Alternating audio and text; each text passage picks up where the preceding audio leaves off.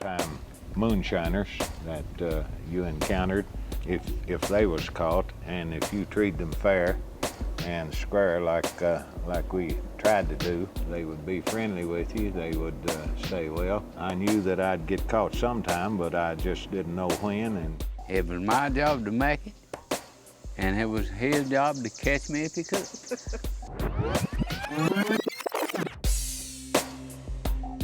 You are listening to The Wisdom Project, a podcast produced by the Louie B. Nunn Center for Oral History in the University of Kentucky Libraries.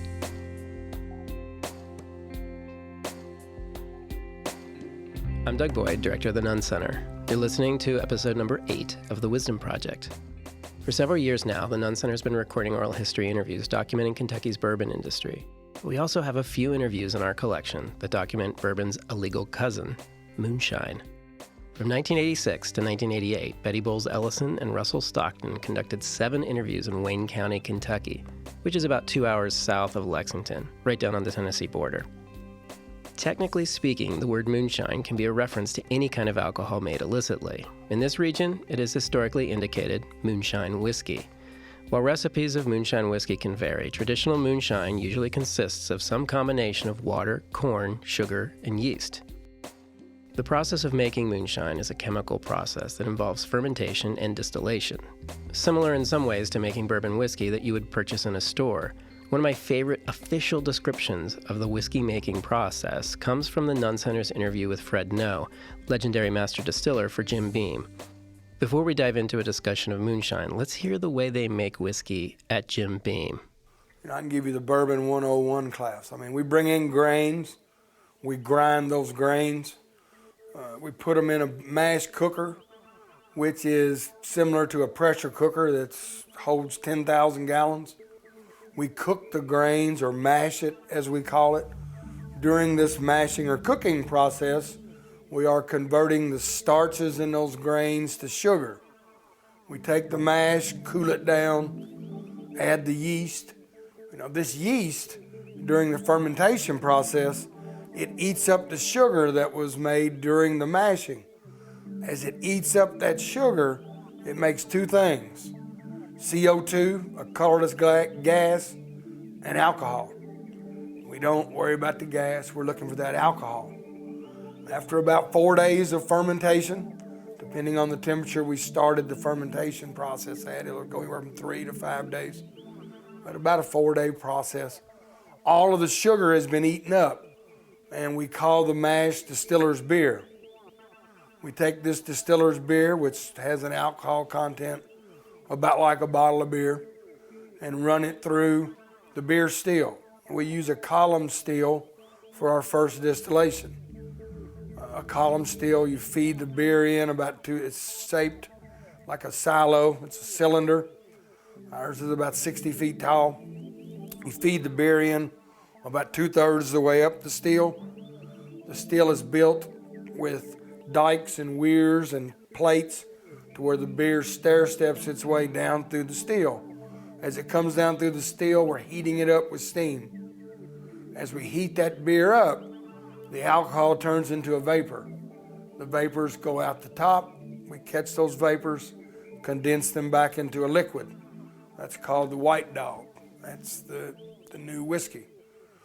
We distill the whiskey twice. We run it down through a pot still called a doubler or a thumper, where it's full of this clear whiskey. We heat it, turning it into a vapor for a second time.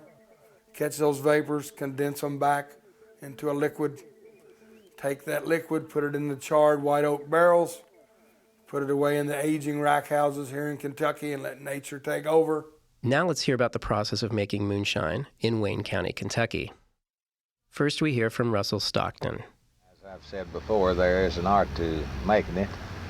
First off, you've got to get your mash prepared. That's your water, hot water, your sugar, and your meal, and malt corn, all prepared in this one barrel. Next, let's hear from moonshiner Taft Davis.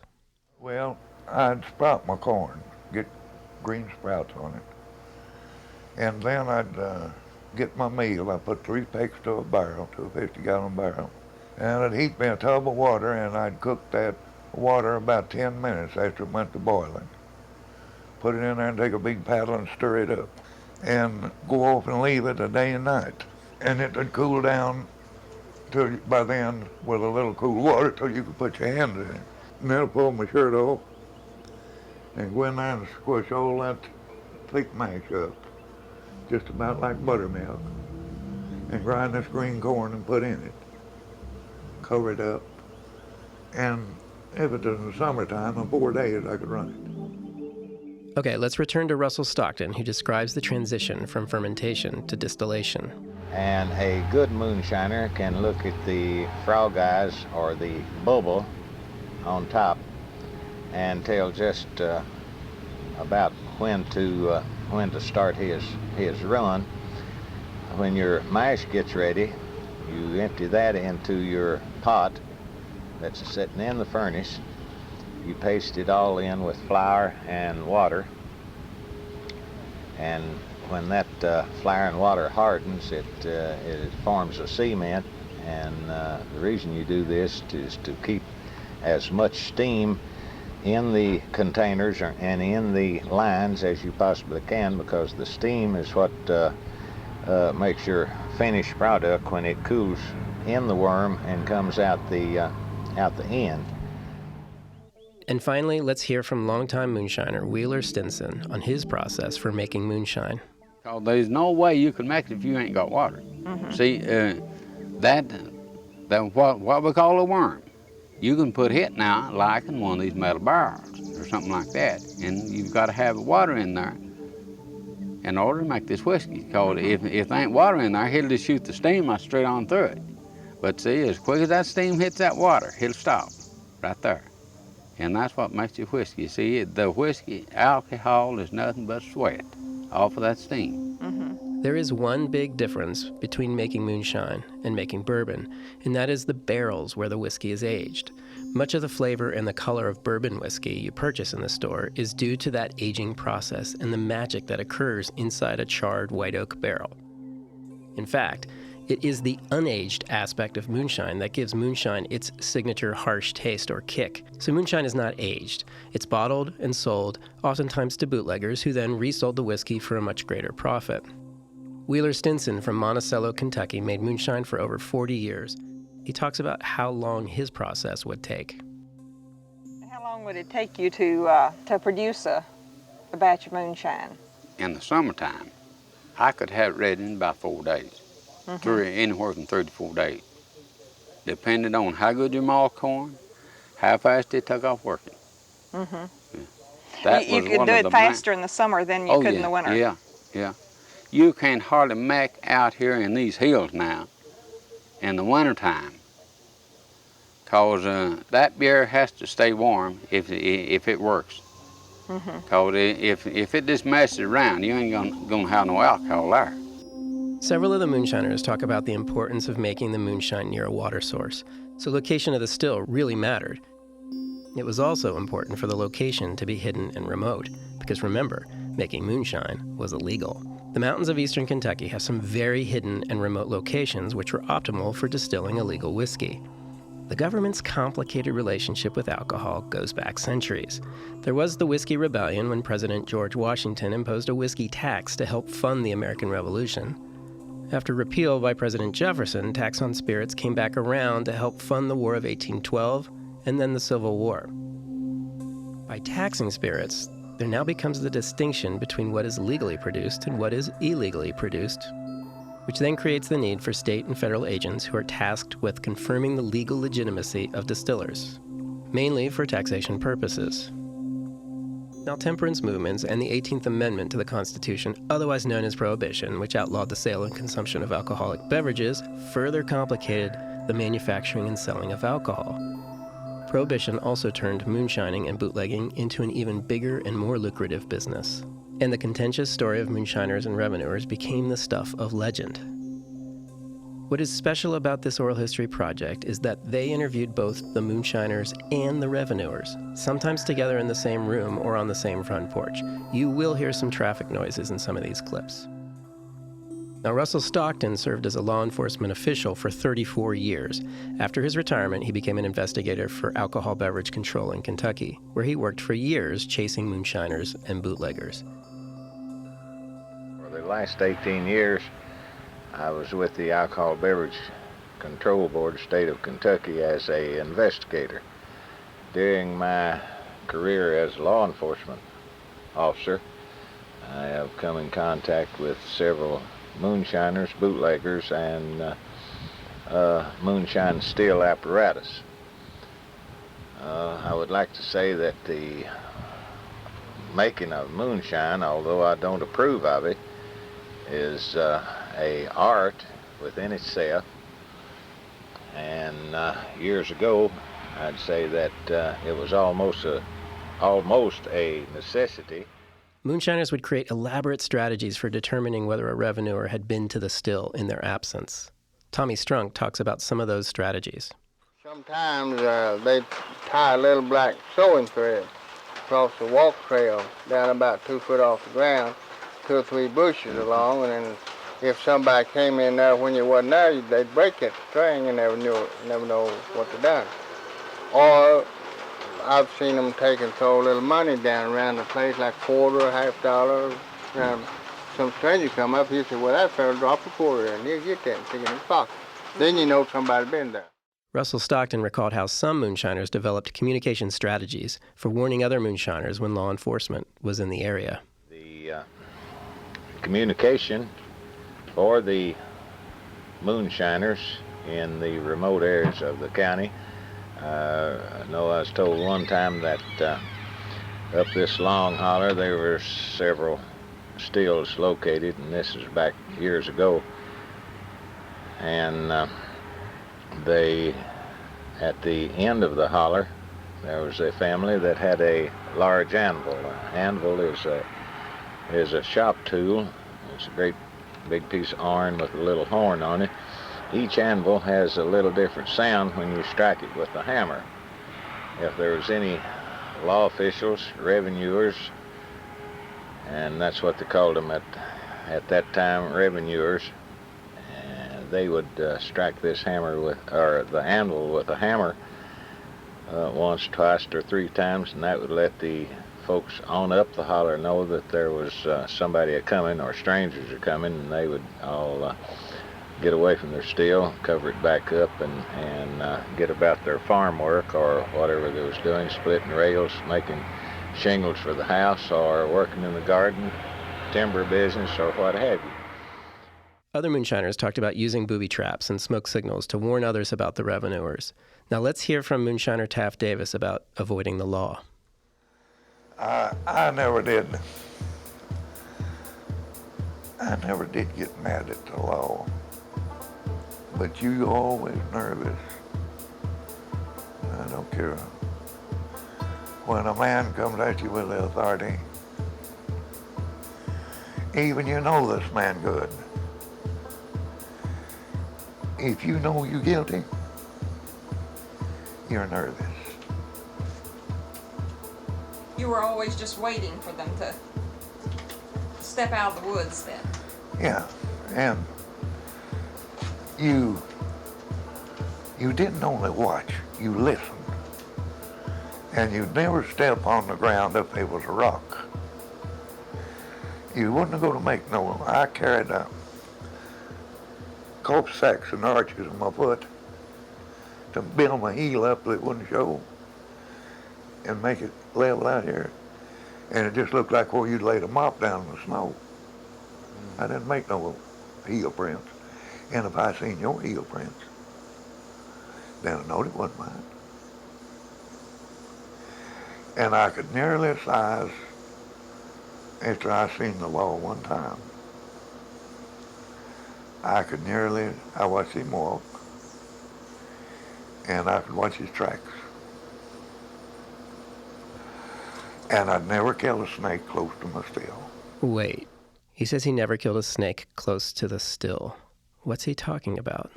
Revenuer Russell Stockton elaborates. I remember one time Bob Bridgewater, Jack Miller, and I were in Laurel County. We had a still located over there. The still was down at the head of over a cliff, sitting right next to the cliff. And the only way you could gain access to the still would either travel way down the holler or ridge, come back up approximately 3 miles, or go over the cliff.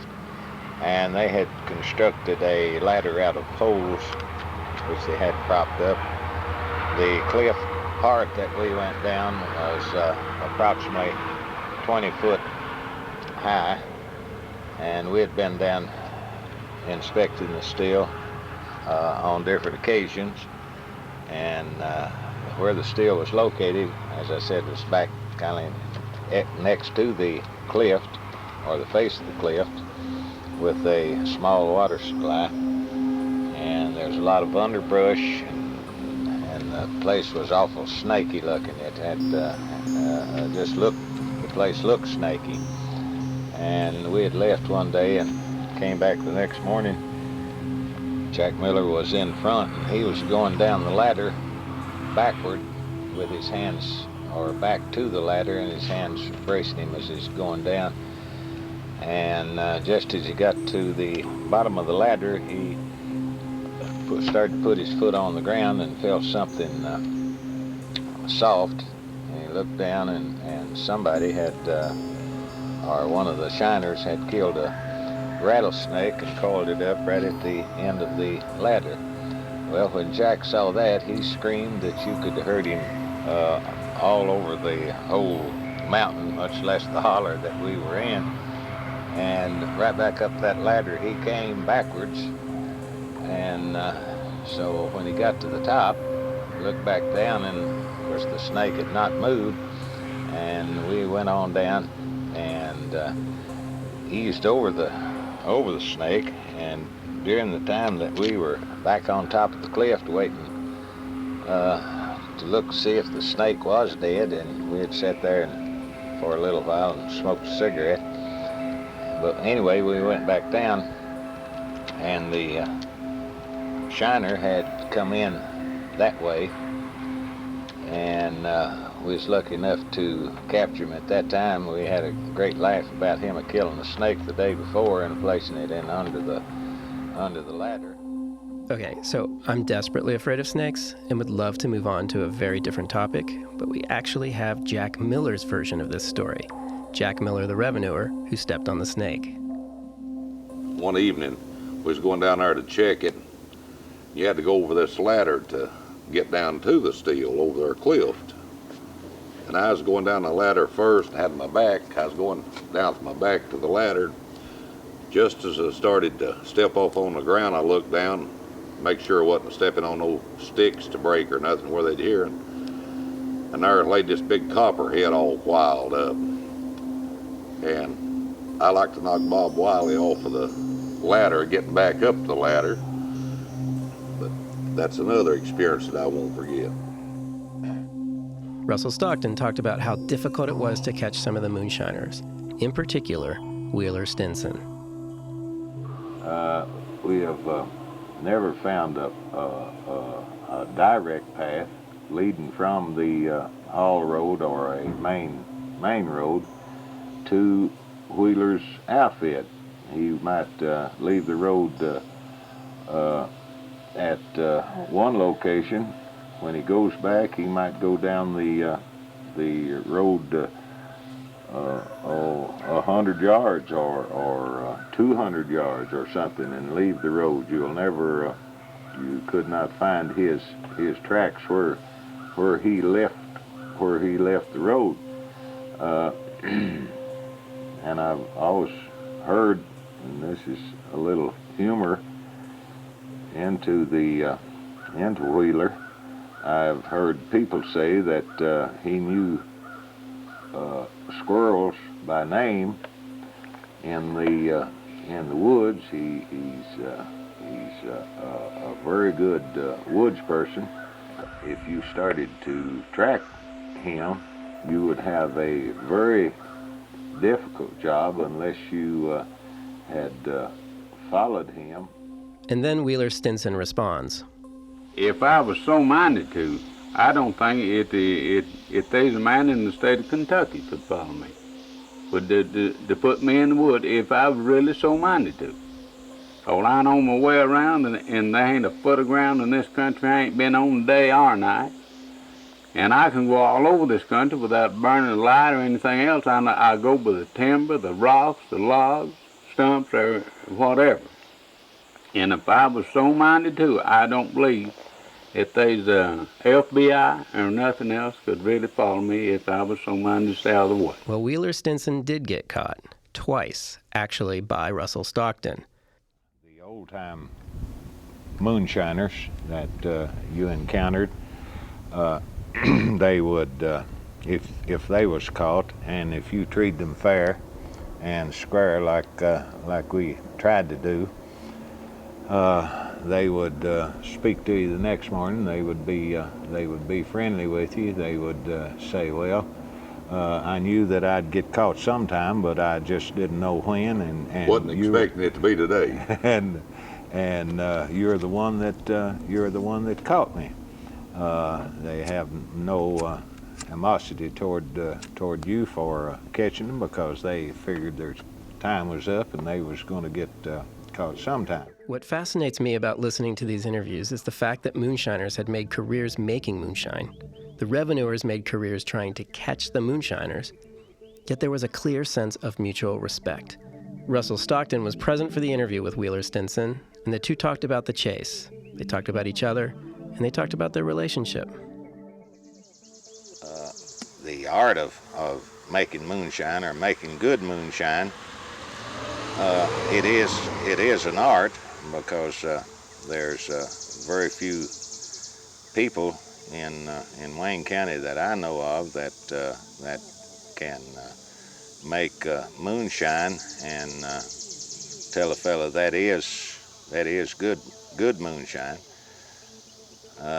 Don't know where I ought to mention it now or not, but I have tested some of Wheeler's products down through the years, and the last that I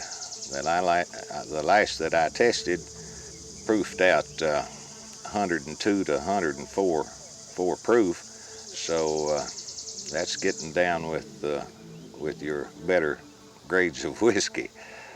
As I said, I think through the years, me and Wheeler has become good friends. I think he would come to my rescue, and I'd certainly go to his. But as I say, the only thing, his profession was the only thing that I disagreed with him about. Did you ever have any qualms? You said you knew he was making it to supplement his income. Did you ever have any qualms about depriving him of that income? Well, we're all human, you know.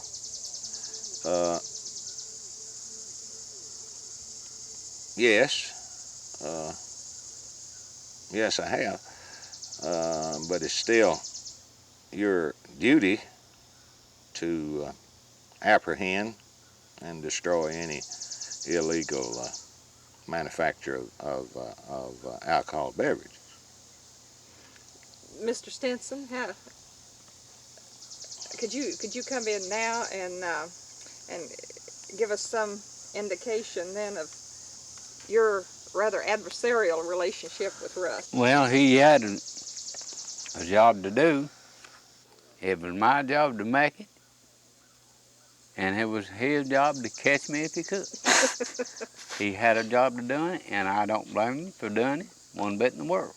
If I broke the law, I figured it was his right to stop me if he could, or anybody else. If he tore my stuff up, it didn't make me mad, because I know he was doing his job. That's right. I went on and said nothing about it, because that's what he was getting paid to do. So I didn't think anything about it. I just tried to rebuild it. That's all. Just what it cost.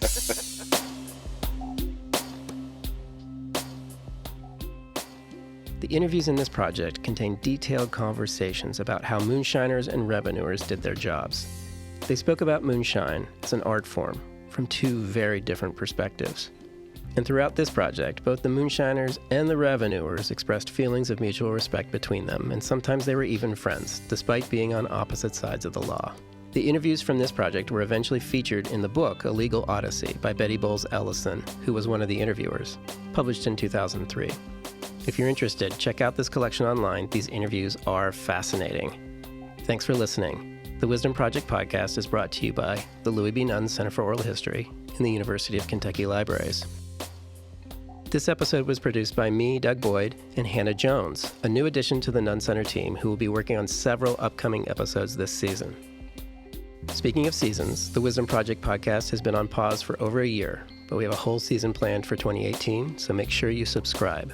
You can subscribe to this podcast on iTunes or via most of your other podcasting platforms, including Spotify now.